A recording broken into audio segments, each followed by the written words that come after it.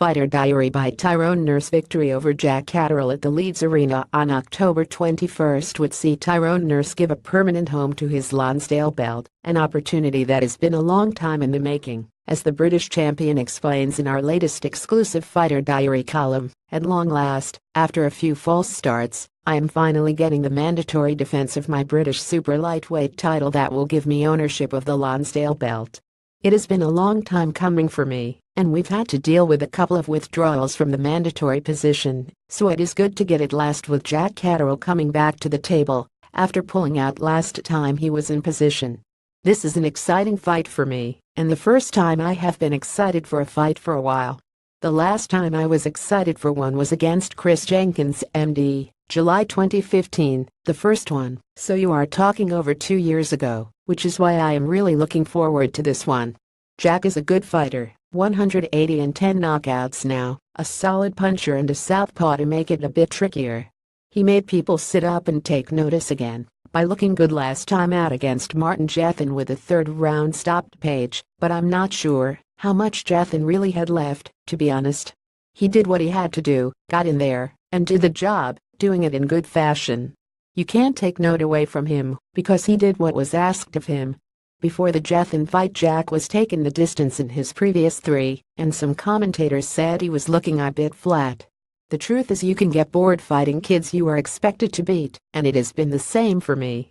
I've not been interested since the Jenkins fight. You've got to fight to make money, provide for your family, and get by in life, so he might have reached a plateau with his performances stagnating a bit, the same as mine have recently. Both of us now know we are in for a tough night at the Leeds Arena, and each of us are fighting our best opponents. It will bring out the best in us both, I would imagine. I rate Jack, and I've taken note of him since I saw him take out Carl Allen. It was some result, and the only other fighter I'd seen do that was Chad Gaynor at the time.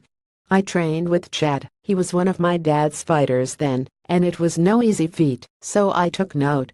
Going back to when Jack started, I was doing 12-round spars with Argenis Mendes in his gym. Jack was there at the site filming it for Lee Beard, so I have known him for years and seen him spar with other kids. He is definitely a good fighter, and this is a fight that has got me fired up again after coming close to pushing the British title to one side, with having taken so long to fulfill the criteria for keeping it.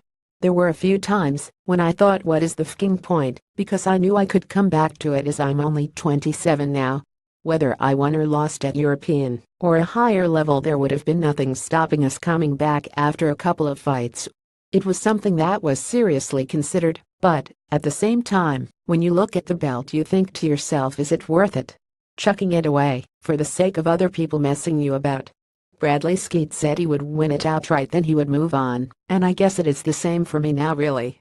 The thought of having that belt for keeps is a big motivation for your family and for yourself. Read Tyrone's second diary entry next week. Tags Jack Catterall, Tyrone Nurse.